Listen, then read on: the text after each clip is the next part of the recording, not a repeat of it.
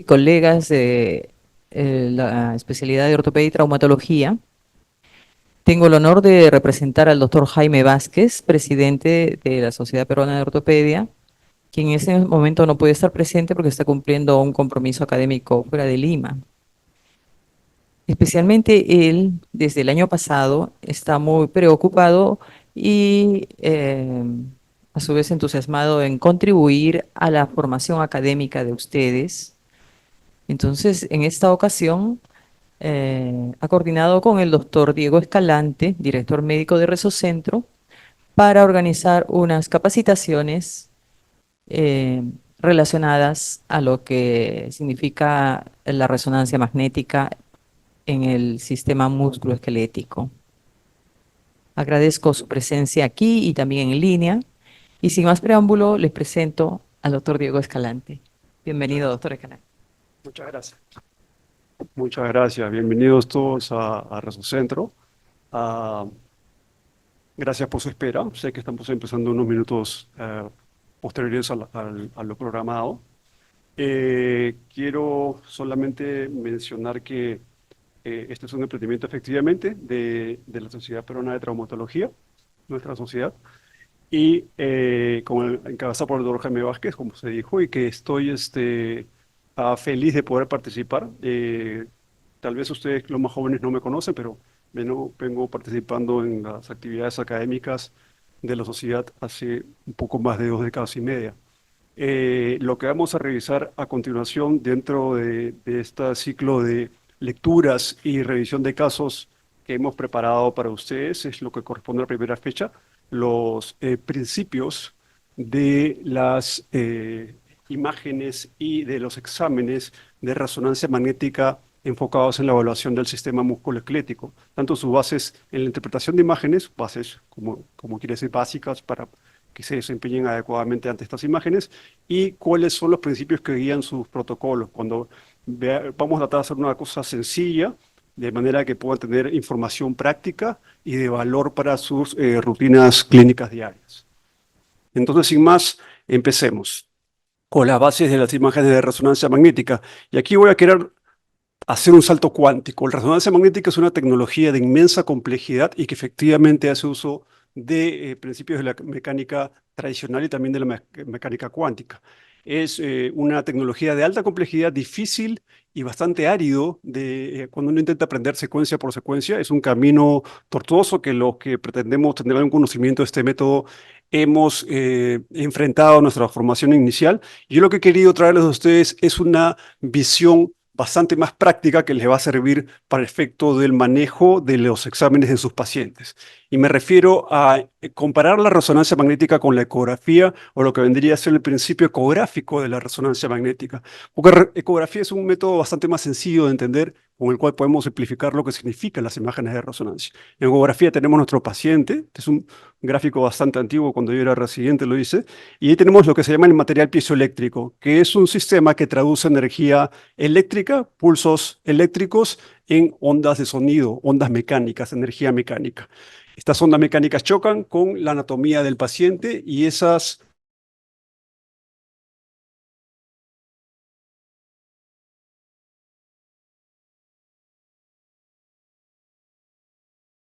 Entonces, tenemos un sistema de ondas mecánicas, un transductor de energía eléctrica mecánica y viceversa. Resonancia magnética es bastante parecido, si es que tenemos en cuenta un par de características propias de la resonancia magnética. También tenemos nuestro paciente que queremos estudiar y alguien se dio cuenta muchas décadas antes de la aplicación de resonancia en el campo clínico que bajo la acción de campos magnéticos intensos y solo bajo esa acción, nuestro cuerpo podría ganar energía, nuestros tejidos podrían ganar energía del paso de las ondas de radiofrecuencia que constantemente están atravesando nuestra anatomía todo el tiempo de nuestra vida. Esas ondas de las estaciones de radio cruzan nuestro cuerpo y no generan ningún efecto biológico conocido. Sin embargo, cuando estamos bajo la acción de un campo magnético intenso, como el que puede ser provisto por un magneto, un resonador que genera un campo magnético varias miles de veces mayor que el que produce el polo norte y sur de la Tierra, bajo esa acción de un campo magnético muy intenso, entonces ya el tejido del paciente podría cargarse de energía a voluntad nuestra haciendo uso de un grupo de antenas de radiofrecuencia con las cuales vamos a emitir a través de pulsos eléctricos ondas, pero ya no mecánicas, sino de radiofrecuencia. Vamos a cargar nuestros protones libres y esos protones libres cargados por este artificio técnico van a volver a una situación basal de equilibrio. ¿Y cómo lo van a hacer? Van a tener que liberar esa energía con la que hemos cargado estos protones libres. Esta energía la va a liberar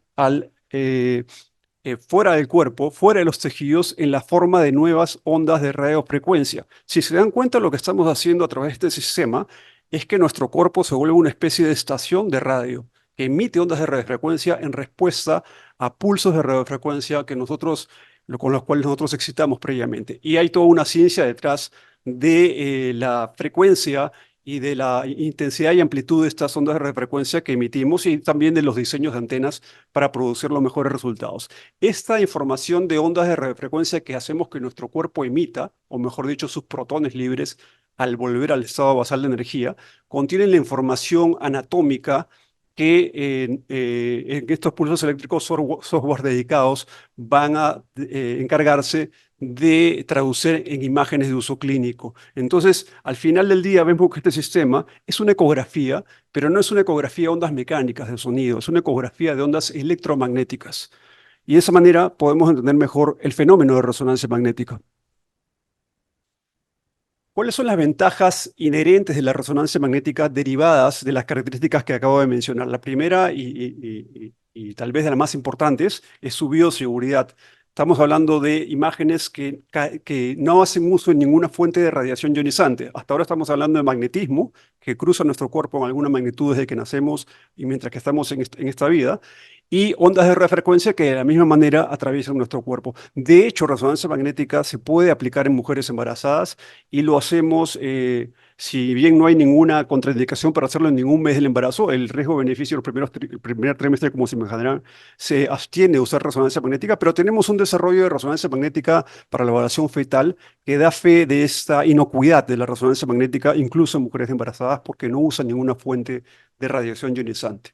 Lo segundo, y ya notable para la aplicación diagnóstica, es su capacidad multiplanar, tanto porque puede adquirir en el espacio, a diferencia de la tomografía, en cualquier plano del espacio puede uno diseñar o planear la adquisición de imágenes, como también a través del uso de imágenes tridimensionales, volumétricas, podemos reconstruir en el espacio también cualquier plano, incluso planos curvos o a voluntad del examinador, de acuerdo a la necesidad del caso. La mayor resolución de contraste es algo que quiero hacer énfasis. Resonancia magnética es un método de alto contraste, digámoslo de forma eh, común, es el campeón de los métodos de diagnóstico por imágenes en lo que es resolución de contraste. Si lo comparamos con tomografía, tomografía es un método que es el campeón de los métodos de diagnóstico por imágenes en resolución espacial. Resolución espacial, capacidad de discriminar dos puntos en el espacio como distintos, y resolución de contraste, capacidad de diferenciar contrastes entre diferentes tejidos. Entonces, resonancia magnética es el método líder en lo que es discriminación de partes blandas, gracias a esta mayor capacidad de resolución de contraste. Y tiene una muy buena resolución espacial. Tomografía incluso es superior, pero es resonancia magnética suficiente y le sobra resolución espacial para el diagnóstico clínico. Por otro lado, el otro punto muy importante y con el que quiero acabar este resumen de ventajas de la resonancia magnética, tal vez el más importante para lo que es el rendimiento diagnóstico, es su dramática sensibilidad para encontrar acúmulos anormales de fluido, de moléculas de agua, acúmulos anormales de agua en los intersticios del organismo. Porque para suerte de la resonancia magnética y de nuestra necesidad de tener su apoyo diagnóstico, las patologías, independientemente de su etiología, sean traumáticas, inflamatorias, neoplásicas, infecciosas, etcétera, desmielinantes, todas ellas, para suerte de la resonancia magnética, llevan un acúmulo anormal en la concentración de fluidos en algún momento de su fisiopatología. Y eso es lo que hace a la resonancia magnética tan sensible entre los métodos de diagnóstico por imágenes, esta capacidad sin igual entre ellos para encontrar acúmulos anormales de fluido. Y esta mayor sensibilidad y no es su único camino de diagnóstico, pero digamos que fue el tradicional y hasta el día de hoy el de mayor uso clínico Pero esta capacidad para poder identificar patologías a través del acúmulo normal de fluidos es la que hace que resonancia magnética, a diferencia de tomografía, no tenga tanta necesidad de usar contrastes exógenos para identificar estructuras, más que para dar sensibilidad. Definitivamente no le da sensibilidad al método en global el contraste paramagnético, que es el contraste que usamos en resonancia, sino le da especificidad. Una vez que encontramos algo con las imágenes de resonancia sin contraste, gracias a su capacidad inherente y alta sensibilidad por su capacidad de detectar fluidos anormal, lo que queda es que en algunas patologías necesitamos terminar de caracterizar lo que vemos con la sensibilidad del método per se, con contraste, que es lo que da es un poquito de especificidad. En las patologías traumatológicas en general, el uso de contraste no es requerido, salvo indicaciones específicas que vamos a desarrollar en las futuras sesiones de esta revisión, básicamente en los estudios de ardorresonancia, donde aplicamos contraste intraarticular. Pero en general el uso de contraste endovenoso es anecdótico en general para las patologías comunes que de índole traumatológico o ortopédico llegan al servicio. Bueno, hemos visto algo entonces de las imágenes, de las bases de las imágenes de resonancia magnética, de su formación, de sus ventajas, de sus pilares diagnósticos. Pasemos a ver un poco de lo que es la interpretación de las imágenes de resonancia aplicadas en el sistema musculoesquelético, que es lo que nos convoca. Vamos a empezar para esto con lo que es T1 y T2. Estoy seguro que ustedes ya han escuchado hablar, si es que no han leído y han escuchado hablar de lo que es T1 y T2, es la base de la interpretación de imágenes de resonancia. Lo vamos a hacer de una forma bastante amigable y práctica, como nos gusta hacer. T1 y T2 no son valores puntuales en el cual se puede adquirir una imagen de resonancia magnética. Son características de adquisición de una imagen de resonancia magnética, ciertamente, pero son los extremos de un espectro continuo en el cual se puede adquirir una imagen de resonancia magnética. En un extremo está T1 y en el otro extremo está T2, pero uno puede en ese rango poder adquirir en algún punto de ese rango, la línea media se llama densidad protónica, que tiene sus características y va a ser de valor para nuestras imágenes, como veremos a continuación, pero característicamente ustedes pueden reconocer las imágenes T1 porque son aquellas donde el fluido, en este caso el fluido articular, va a ser oscuro, de baja señal o hipointenso. He dicho oscuro, de baja señal o hipointenso. De hecho, uso de toda nuestra jerga radiológica para entendernos y que ustedes entiendan a veces nuestros reportes un poco encriptados.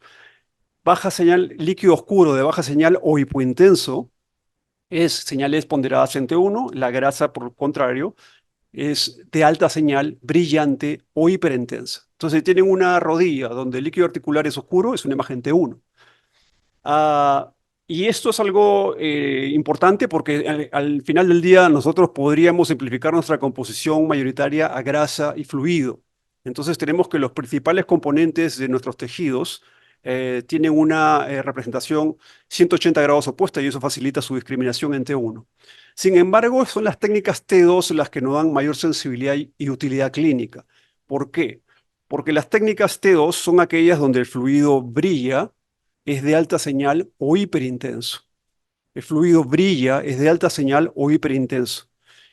Por lo que había mencionado algunos minutos atrás, que la patología generalmente conlleva una concentración anormal de fluidos en los tejidos o en el intercelular.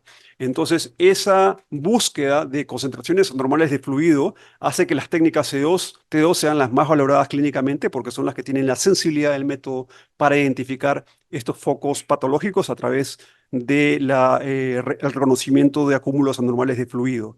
Sin embargo, la grasa nuevamente es otro gran componente de nuestras economías. La grasa también brilla en T2 y eso sí puede ser un problema porque si los dos brillan, no tenemos en algunos casos cómo discriminarlos con técnicas T2 convencionales. De ahí va a venir lo que vamos a revisar juntos a continuación, que es la necesidad de tener técnicas T2 con supresión grasa, que vuelven la grasa negra, la suprimen y solamente queda brillando lo que es líquido. Debo mencionar que estructuras reiterativas en nuestra evaluación por imágenes musculoesqueléticas, llámese el calcio, las corticales óseas, el ferocartílago de los meniscos o los rodetes labrales, los tendones y los ligamentos, todos ellos carecen de protones libres en su composición macromolecular. No tienen protones libres y como los protones libres desde un principio eran el sustrato de donde se produce la imagen de resonancia magnética, entonces estas estructuras anatómicas de nuestro interés van a tener una representación hipointensa de baja señal, tanto en T1 como en T2. No importa en dónde las adquiera, no tienen protones libres, no van a dar señal, van a ser oscuras, hipointensas. Lo vamos a ver con ejemplos. Finalmente, el cartílago hialino, los cartílagos articulares y los músculos van a tener un comportamiento de señal intermedio, un gris intermedio. Entonces veamos un ejemplo rutinario de imágenes sagitales ponderadas líquido oscuro, T1, líquido 2, líquido brillante o de alta señal o hiperintenso, T2, ¿no? Entonces tenemos que reconocemos T1 por líquido oscuro, T2 por líquido brillante. Y también reconocemos que las corticales óseas, que son prácticamente calcio puro, en esta metáfisis y en este techo intercondilio, en este segmento del fémur y en este segmento proximal de la tibia y en esta rótula, todas esas corticales son hipointensas, tanto en T1 como en T2 porque no tienen protones libres. Los ligamentos, como este ligamento cruzado anterior y posterior, son oscuros porque, de nuevo, no tienen protones libres, igual que los tendones, en este caso patelar, y el segmento de tendón cuadricipital que se asoma en la esquina superior izquierda. Entonces, de esa manera podemos ver cómo se cumple lo que hemos visto en el gráfico previo. Por otro lado, las imágenes T1 anunciamos que eran aquellas con líquido oscuro y que la grasa era lo más brillante, tanto la grasa de Hoffa, la grasa del tejido celular subcutáneo, la grasa del tejido conectivo, la grasa de la médula ósea amarilla, todos esos son elementos ricos en grasa y se van a ver, por tanto, brillantes o de alta señal en T1. Mientras que en T2, dependiendo específicamente de la secuencia, van a brillar más o menos en algún rango, como en este caso, después del líquido, lo que más brilla es la grasa en las mismas locaciones lipomatosas que acabo de mencionar. Entonces, si vamos a nuestro cuadro previo, tenemos rápidamente que es muy sencillo: T1 líquido oscuro, T2 líquido brillante de alta señal o blanco, ¿no?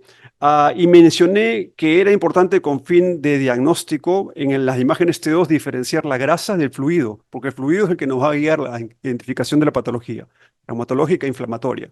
Entonces, para suprimir la grasa tenemos técnicas que su mismo nombre lo dicen, con supresión grasa.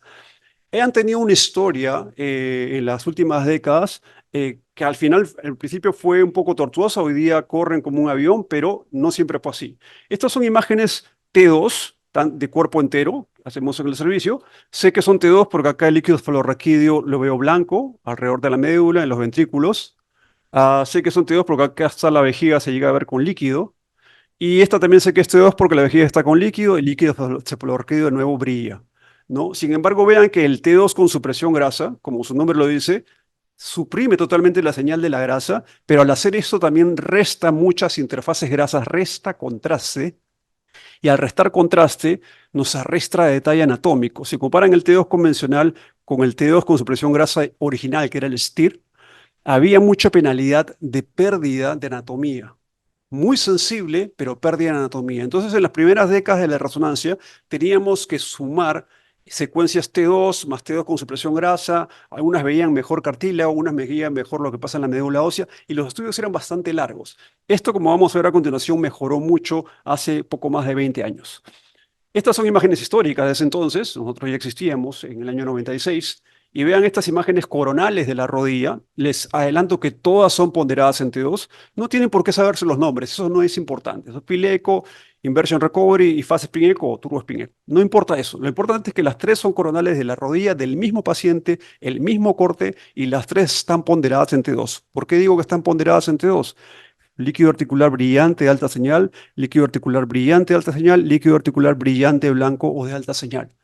Sin embargo, vean cómo las iniciales imágenes con supresión grasa nos arrestaban mucho de la anatomía, no servían para ver meniscos. Esta era una secuencia que era excelente para ver meniscos, pero no nos permitía ver lo que pasaba en la médula ósea, y más bien la técnica con supresión grasa sí nos permitía ver acá un foco de osteitis que anunciaba que había algo en el cartílago, pero el cartílago se veía bien, y en el T2 convencional uno veía el defecto en el cartílago. Entonces, era como una especie de Frankenstein por partes que teníamos que ir sumando para tener una visión de lo que pasaba en un punto específico.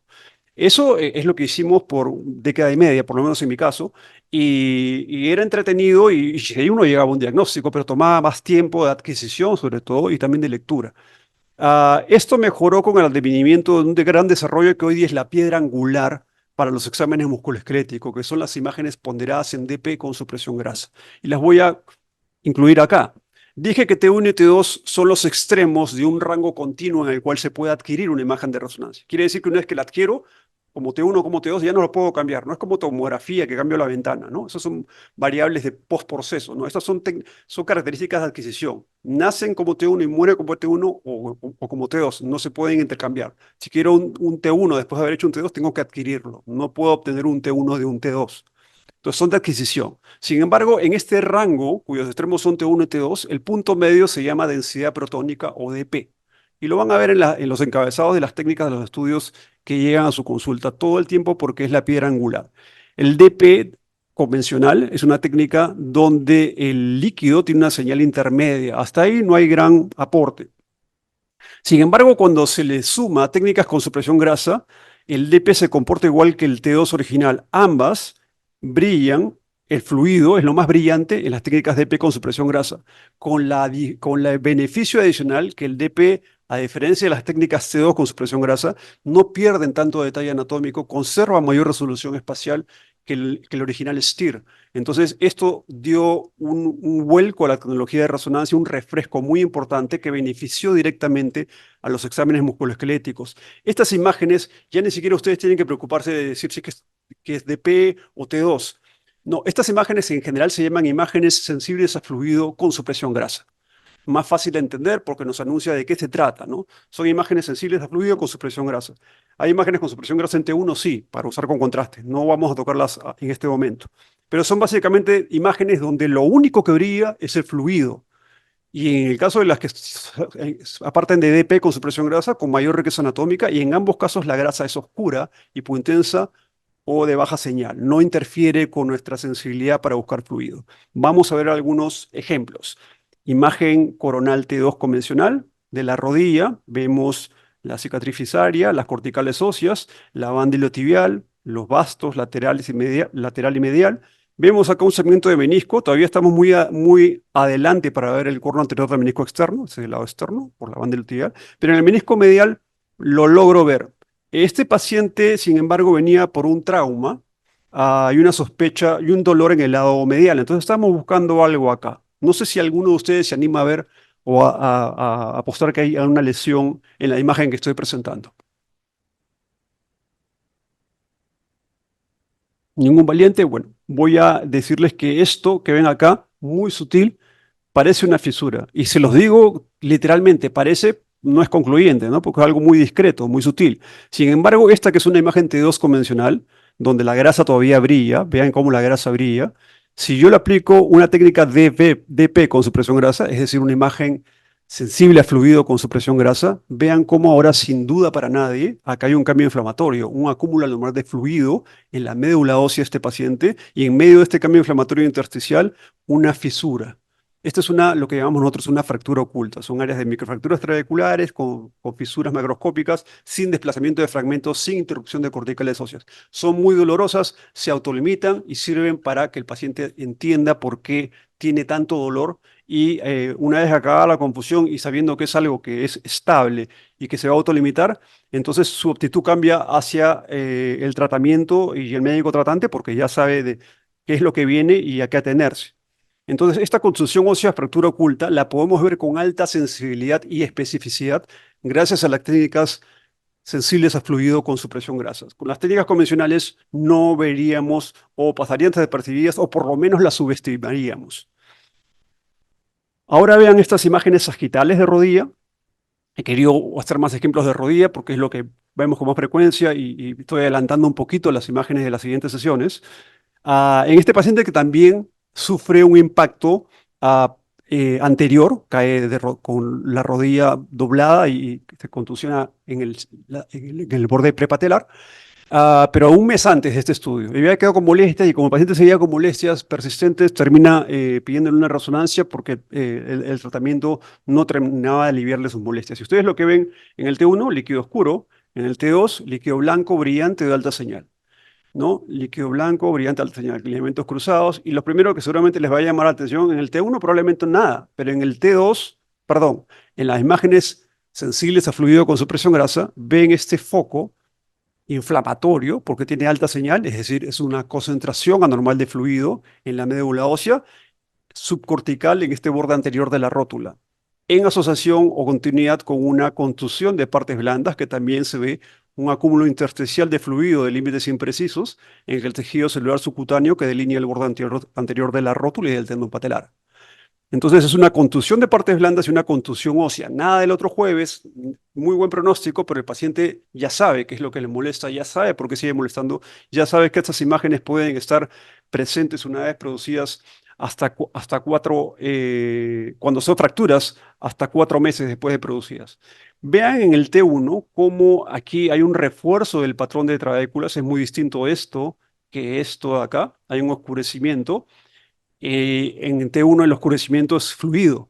Lo que están viendo con un patrón reticular son microfracturas trabeculares. Las trabéculas se fracturan sin necesidad de que haya fractura o interrupción de la cortical ósea. Y eso es lo que produce el cambio inflamatorio, la apoptosis, la inflamación y el dolor. Y eso es lo que puede durar bastante más tiempo. De hecho, vean cómo la fractura persiste y el cambio inflamatorio está bastante menor que la fractura porque ya pasó un mes. Entonces el cambio inflamatorio ya ha reducido bastante. Esto debió ser bastante más extenso mientras más cerca del evento traumático tenemos. Miren cómo el cambio inflamatorio en T1 se ve más oscuro respecto de la grasa, que es lo más brillante en T1, ¿no? Entonces sí se puede ver en T1 respectivamente, pero lo que nos da la mayor sensibilidad son las secuencias sensibles a fluido.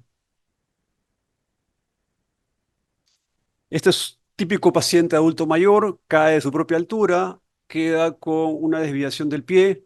Estamos sospechando clínicamente que tiene una fractura de cadera. No sé si alguien la ve. Más fácil, derecha o izquierda. Tiene 50% de chance de acertar sin ver la imagen. En el lado derecho. Por acá, por acá, por acá, acá. Ok, puede ser. Esto me parece un poquito como rotado, pero puede ser porque los agujeros acetabulares tampoco están del todo simétricos, pero parecería un poco más rotado de lo que se ve los acetábulos, ¿no? Bueno, esa es la limitación, pues, de los métodos como la radiografía, que es digamos, por accesibilidad, costo-beneficio, la primera indicación para evaluar sospechas de fracturas, ¿no? En este caso, como digo, el pie del paciente está desviado y población de riesgo osteopénico para una fractura que le producía mucho dolor en el lado izquierdo. Entonces, clínicamente buscábamos en el lado izquierdo. ¿Ven la fractura? Pero se ve rotado, ¿no? Ok, miren lo que muestra la resonancia magnética en imágenes sensibles fluido. Líquido blanco, T2, ¿no? Y miren el extenso edema de la médula ósea, seguramente también componente hemorrágico intraóseo, trazo de fractura del espesor completo del cuello femoral, todo el cortejo inflamatorio. Recuerden que resonancia magnética lo que ve en el hueso es el tejido vivo del hueso, la médula ósea roja y amarilla y sus variantes patológicas, mientras que lo que ve la radiografía es exclusivamente componente orgánico inorgánico, ¿no? La matriz mineral. Los dos conviven.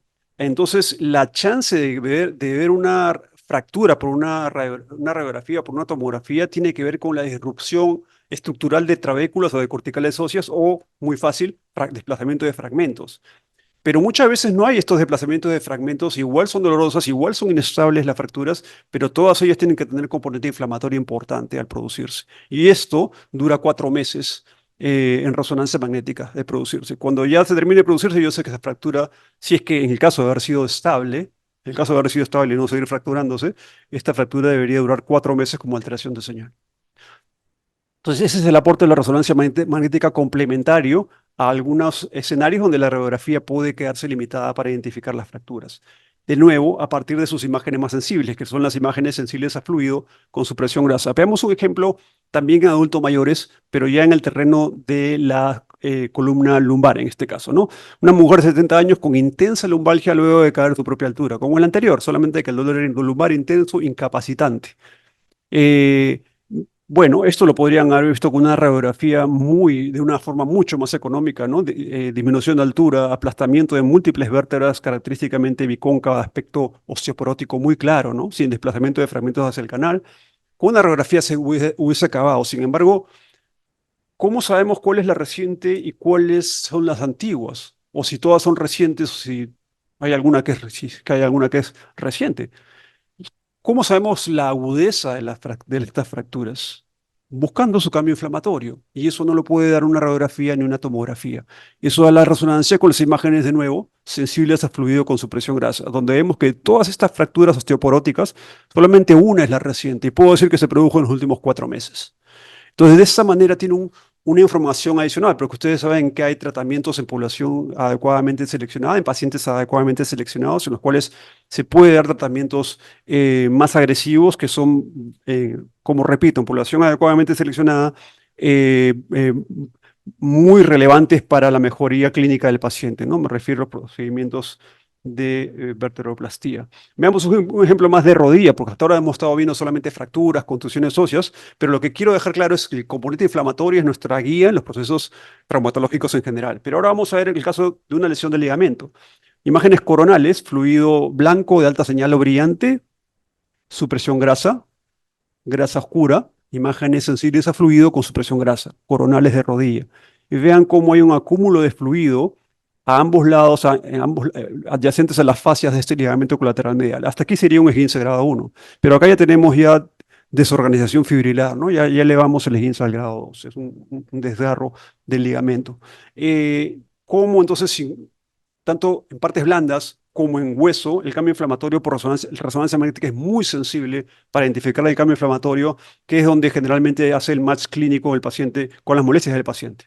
Entonces hemos visto un poco de lo que es interpretación de imágenes de resonancia general. No quería entrar mucho a esto porque tenemos revisiones en los siguientes lunes del mes en lo que es rodilla y hombro. Pero vamos a terminar esta revisión con un poquito de lo que es el diseño de los exámenes de resonancia para estudiar el sistema musculoesquelético, una vez que ya hemos repasado juntos sus principios. Y habiendo entendido esos principios es bastante más sencillo. Básicamente, esta es una posición anatómica, como ustedes saben, no es una posición habitual, ¿no? Con un poco de apertura de miembros superiores y palmas hacia adelante, piernas de frente juntas, cuello erguido. Ah, lo digo porque esa es una posición a la cual nos referimos y cuando nosotros hacemos exámenes de resonancia magnética, hacemos uso de 3 planos, pueden ser ortogonales o oblicuos, de acuerdo a la necesidad. Y por ejemplo, hay estudios como los del codo, que si no tenemos en cuenta que los hacemos o los usamos una nomenclatura pensando en posición anatómica, a veces no se entienden, ¿no? Una epicondilitis lateral es lateral en posición anatómica, no en una posición neutra, ¿no? Entonces, tengan en cuenta porque es parte de nuestra referencia o convención como nomenclatura. Y quiero usar la posición anatómica para repasar los 3 planos en el espacio que ustedes van a encontrar, tienen las imágenes de resonancia. Primero, el plano axial. Axial o transverso al eje longitudinal o cefalocaudal de nuestro cuerpo. El segundo plano es el plano coronal. Y el tercer plano es el plano sagital, en la línea media o paracentral. En esos 3 planos también vamos a adquirir las imágenes de resonancia por cada articulación, con la tingencia de que como tenemos estructuras de interés por articulación o por caso clínico, y estas estructuras anatómicas de interés no tienen un trayecto ortogonal, no están dentro de ninguno de estos 3 planos, entonces nos damos la licencia de hacer algunos planos oblicuos, ¿no? Sagitales oblicuos, coronales oblicuos. El ejemplo más característico es el hombro, donde tenemos estos planos oblicuos, ¿no? Entonces, pero siempre van a encontrar en la descripción de la técnica de los estudios que hacemos imágenes coronales, sagitales y axiales, o entre planos, y básicamente por ahí empieza la geometría del estudio. Vamos a poner un ejemplo y con esto voy a extrapolar cómo pueden ustedes darse cuenta rápidamente cómo se arman los exámenes de resonancia magnética. Vamos a hacer los exámenes más frecuentes en el campo musculoesquelético, los de rodilla. Y entonces empezamos con unas imágenes axiales, como cortar una salchicha en la rodilla, coronales en el mismo plano rojo del esquema, imágenes sagitales, es decir, cortando en este sentido. Y tenemos entonces 3 planos de imágenes con líquido blanco de alta señal o hiperintenso. Son imágenes ponderadas en T2, puede ser, pero también les he dicho que en general pueden ser DP con supresión grasa y estas secuencias tienen supresión grasa. Entonces, en general, para no estar pensando en que es DP, T2, imágenes sensibles a fluido con supresión grasa. Entonces, tiene la base del estudio musculoesquelético de cualquier anatomía musculoesquelética de interés se basa en la piedra angular de 3 planos de imágenes sensibles a fluido con supresión grasa, porque son las más sensibles, porque son las que nos rinden más clínicamente. Y como el T1 nos da un poco de especificidad, básicamente en T1 podemos identificar si un derrame es sangre o es líquido articular, nos damos la licencia de hacer al menos un plano. En este caso un sagital T1. Acá podemos ver también cómo hay unas fracturas, cómo se ven en las imágenes sensibles a fluido y cómo se ven las microfracturas trabeculares en el T1, se oscurece. Pero más allá de eso, quiero que entiendan que son la piedra angular, imágenes sensibles a fluido con supresión grasa, 3 planos y un plano más al menos en T1. Si les están dando muchas imágenes C1. Lamento decirle que quienes están produciendo esos estudios no están muy bien, no tienen una buena brújula para armarlos. Sí es verdad que podemos sumar algunos T1s adicionales por situaciones específicas, casos clínicos, contextos clínicos específicos, pero tendrían que haber necesariamente 3 planos con supresión grasa como piedra angular del examen, ¿no? A esto le podemos sumar imágenes de microresonancia, algunas otras secuencias que tenemos. Vayamos a las imágenes de un examen característico del hombro, en este caso del hombro izquierdo. En el caso anterior, la de rodilla compartía eje con el eje longitudinal del cuerpo, entonces las imágenes coronales compartían plano con el plano rojo del cuerpo, las imágenes sagitales eran sagitales al cuerpo y las axiales también. En el caso del hombro, nosotros partimos, y lo vamos a ver con mayor detalle en la revisión específica de hombro, de seguir al depositario de la mayor parte de la patología del hombro, que es el manguito rotador, y entre ellos el supraespinoso. Entonces, nuestras coronales van a ser oblicuas, tratando de seguir al manguito rotador, y las axiales también. Entonces, vamos a tener imágenes oblicuas. Las axiales, como dije, son las más cercanas a ser las estrictas. Las sagitales son oblicuas, no son sagitales estrictas, son tangentes a la superficie glenoidea. Las coronales son oblicuas también, como digo, porque tratan de identificar en un solo corte compartir eje longitudinal con el supraespinoso, y el supraespinoso no tiene una dirección coronal perfecta, sino que se va, a medida que va hacia afuera, va hacia adelante.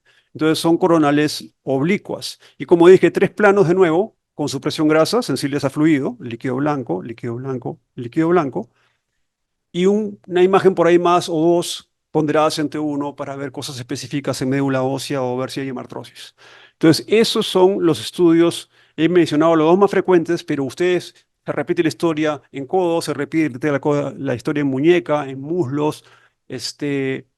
Cualquier examen musculoesquelético por resonancia se va a reducir como un core, como un núcleo básico duro, 3 planos con supresión grasa y por lo menos una imagen más T1. Mencioné la microresonancia en un momento. Voy a dar 2 palabras de esto. Son unas antenas, mencioné antenas a la hora de hacer imágenes de resonancia.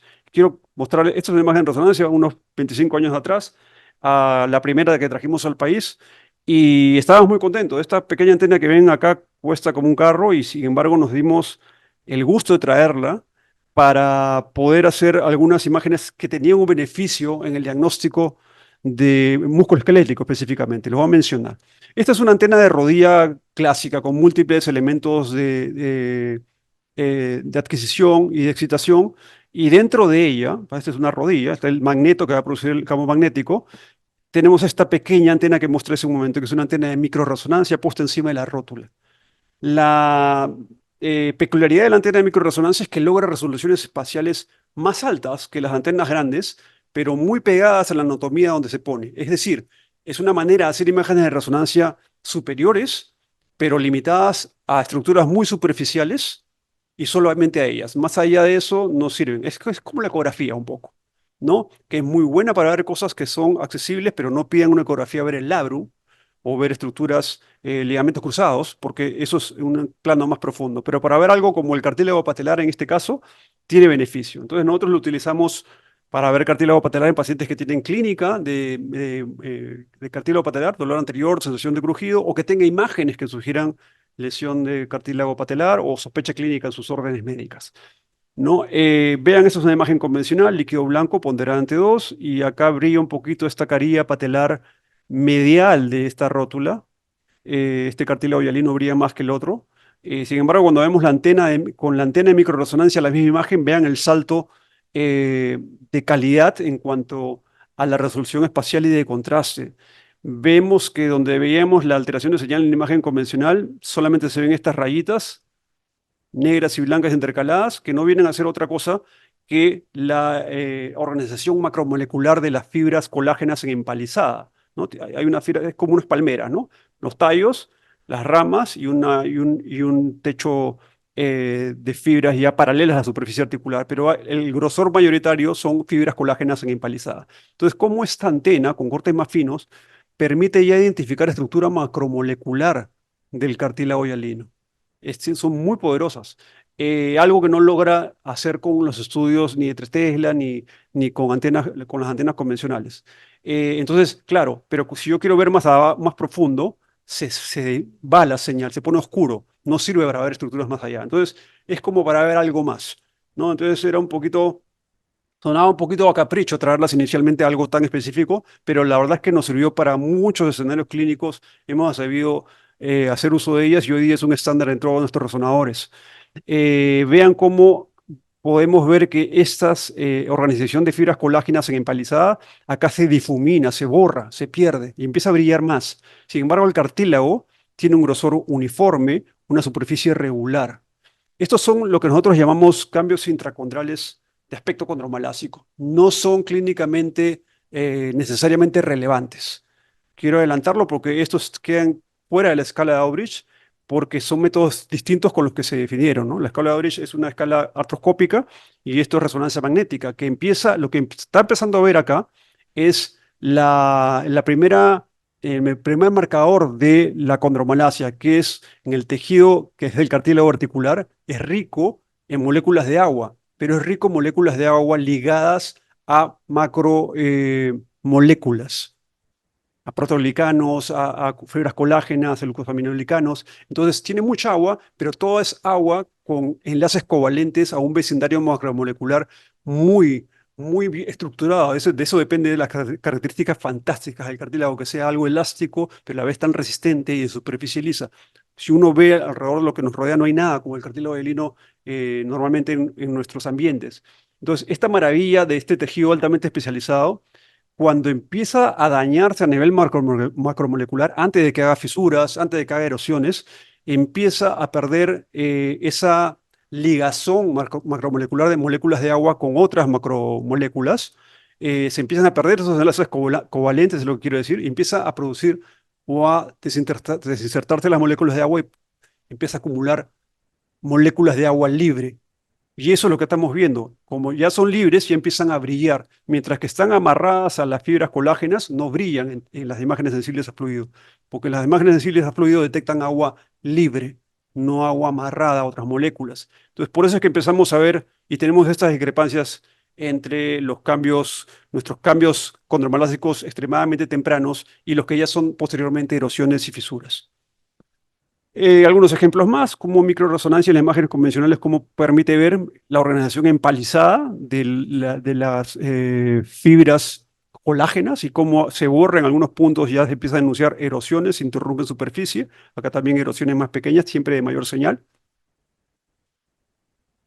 O como en las imágenes convencionales de resonancia, adelantando un poquito lo de hombro, un desgarro del manguito rotador del supraespinoso, acá hay un defecto fibrilar claro, pero acá también hay un brillo adicional, entonces no sé si el desgarro va de acá hasta acá, es decir, un desgarro alto grado del grosor mayoritario del tendón, o si solamente llega hasta acá. Es un poco impreciso, ¿no? Si hacemos la antena de microresonancia, miren, acá está la huella de la antena que le hemos puesto, lejos está todo oscuro, no me sirve para ver labrum, no me sirve para ver lo que hay en esta parte, el lado oscuro de la luna. Pero en lo que es superficial, miren la gran calidad que logra la antena de microresonancia superior a la antena convencional, permite identificar los bordes con mucha precisión del desgarro. Acá sí podemos ver con harta confidencialidad que esto es tendinosis y el defecto fibrilar solamente se restringe a la mitad del grosor del tendón, ¿no? Es un tendón, es un desgarro no de alto grado. Entonces, esa incertidumbre en la fineza diagnóstica lo logran las antenas de microresonancia. Las antenas convencionales como esto, quiero ser justo, estas son imágenes ya de hace una década y media. Acá hay lo que parece un desgarro, lo confirmamos con la antena de microresonancia, vean la gran calidad, cómo es tan preciso, pero las estructuras más profundas ya carecen de señal, ¿no? Entonces sirven para cosas específicas. Lo que decía es que estas imágenes convencionales también mejoraron mucho en los últimos 15 años, ¿no? Las antenas convencionales empezaron a tener más densidad de elementos de adquisición y eso mejoró muchísimo. En muñeca también la antena convencional, cómo se ve el nivel de ruido en la imagen. Las imágenes en lo que es resolución espacial y de contraste tienen un índice, un marcador que es el índice señal ruido, ¿no? Acá uno se ve una imagen ruidosa, ¿no? Se entiende el concepto contra esta imagen que es mucho más limpia, más, de bordes más nítidos, gracias a una antena de microresonancia. Sin embargo, lejos de ella se va oscureciendo el vecindario.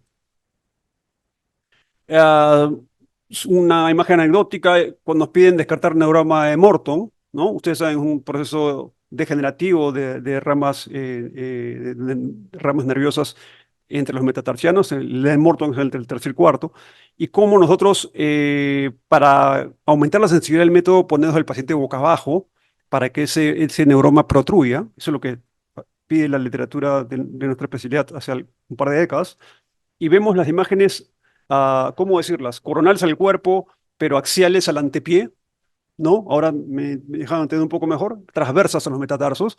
Vean la imagen por adición de señal gris, una imagen nodular, esto es plantar, esto es dorsal, ¿no? Los tendones extensores, y vean cómo se identifica como un reloj de arena, ¿no? Gracias a esta, estamos forzando la flexión plantar y con eso aumentamos la sensibilidad del método. Claro, este es un tremendo neuroma de Morton, de destino quirúrgico probablemente, y se vería en una imagen convencional, ¿no? Pero miren cómo lo ve en microresonancia y cómo lo podría ver si no fuese tan grande, ¿no? Entonces yo pongo puesto el caso exagerado, pero para neuromas de Morton muy pequeñitos y que son sintomáticos, esta técnica nos da una ventaja importante. Entonces son herramientas de la resonancia magnética hoy día de aplicación musculoesquelética bastante importantes para casos clínicos específicos. Entonces hemos revisado juntos las bases de lo que son las imágenes de resonancia magnética. Ya sabemos que son una ecografía de ondas electromagnéticas. Hemos visto juntos los principios más importantes de lo que es la interpretación de imágenes por resonancia aplicadas al sistema musculoesquelético. Recordarán el T1 y el T2. T2, imágenes que brillan fluido, T1, imágenes del fluido oscuro de baja señal, y cómo ha emergido en las últimas 2 décadas las secuencias DP con supresión grasa como imágenes sensibles a fluido, como la piedra angular de los estudios musculoesqueléticos que van a llegar a sus prácticas clínicas cotidianamente.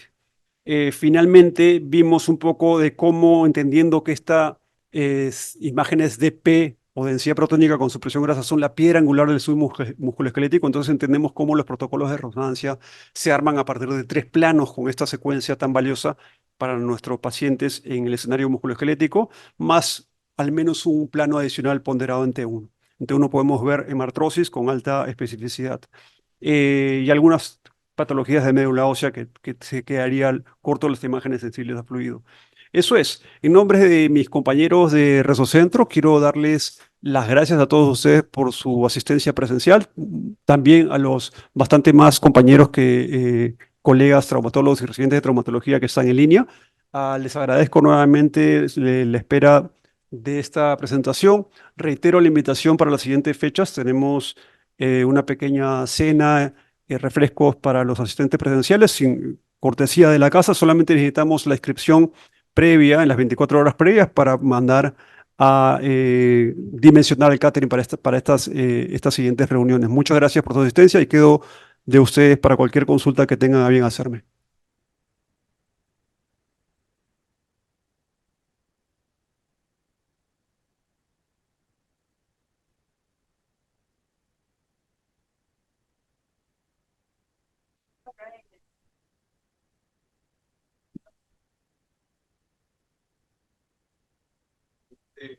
¿Las secuencias STIR son las sensibles a fluidos? ¿Cuál es la secuencia? Me pregunta en el aula si es que las frecuencias STIR son las sensibles a fluido. Sí, son una de las secuencias sensibles a fluido. Son las originales. STIR viene de Short Taut Inversion Recovery. Es un nombre técnico, no importa el nombre, pero es la técnica con supresión grasa primogénea.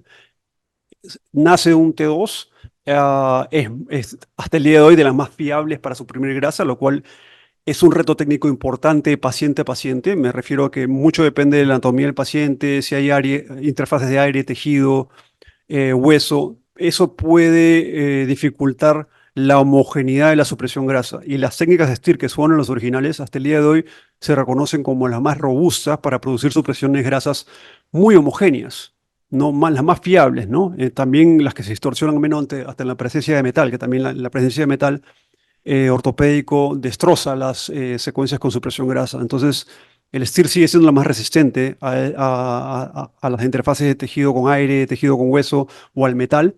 Sin embargo, como mostré una imagen de cuerpo entero, esas imágenes STIR, que son las originales y más robustas para suprimir grasa en forma homogénea, son las que tienen más penalidades de resolución espacial y también de contraste, ¿no? Como mostré en las imágenes de cuerpo entero, se pierde mucha anatomía en el T2 STIR. Es una de las imágenes sensibles a fluido, ¿no? Hoy día hay imágenes superiores, sin embargo, no quiere decir que ya STIR está proscrito. Tiene sus indicaciones importantísimas, pero las usamos solamente ya aterrizando en la evaluación del sistema musculoesquelético. Básicamente las usamos cuando hay elementos de metal, porque son más fiables ante el metal para suprimir la grasa. Pero en general, las técnicas sensibles a fluido que dominan los estudios de resonancia, que son los que dan un mejor equilibrio entre supresión grasa y anatomía preservada y resolución espacial, son las imágenes en densidad protónica con supresión grasa, imágenes DP con supresión grasa. Si toman el trabajo de leer los encabezados, los estudios de resonancia que tengan en centros hospitalarios, van a ver que dice DP con supresión grasa con mucha reiteración.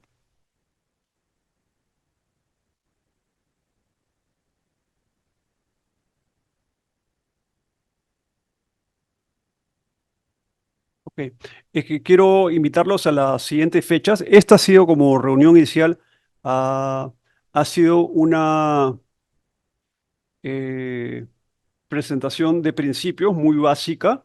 No he querido abundar en la parte clínica. Estoy seguro que en las siguientes fechas, con la participación de mis compañeros que aquí presento, con el concurso del doctor Marco Oriundo, que tengo comprendido, les dirigí unas palabras al principio, es nuestro jefe de división musculoesquelética, el doctor Elder Silva, con quien empezamos el proyecto Rosocentro ya hace casi cerca de 30 años, y con la doctora Leila Romero probablemente vamos a repasar algunas de las indicaciones de hecho más frecuentes de la resonancia magnética del músculo esquelético, ¿no? En rodilla y en hombro y en sus escenarios principales. Y en base no solamente a lecturas, sino a casos clínicos. Recuerdo algo que ustedes ya están cansados de escuchar, es el momento de preguntar. Toda pregunta es buena, esa es la filosofía del servicio. Y entonces los invito a participar en las siguientes sesiones, tanto a los presenciales, idealmente, y a los que están en línea, para poder participar de los casos clínicos que vamos a hacer un poquito más amena las conversaciones sobre estos alcances de la resonancia, tanto en hombro como en rodilla, en las siguientes sesiones. Los invito a la siguiente sesión del día 6 de mayo, que estaré con el doctor Marco Oriondo compartiendo la evaluación por resonancia de la rodilla 1, referida a meniscos y meniscopatías. Muchas gracias por su atención.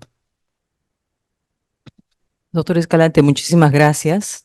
Estoy segura de que esta reunión y las futuras van a contribuir mucho a la formación académica de los residentes y le agradezco infinitamente por su colaboración de parte del doctor Vázquez y del Comité Directivo de la Sociedad Peruana de Ortopedia y Traumatología. Doctor, muchas gracias. Gracias también a todos ustedes por su presencia y por su atención en línea. Gracias.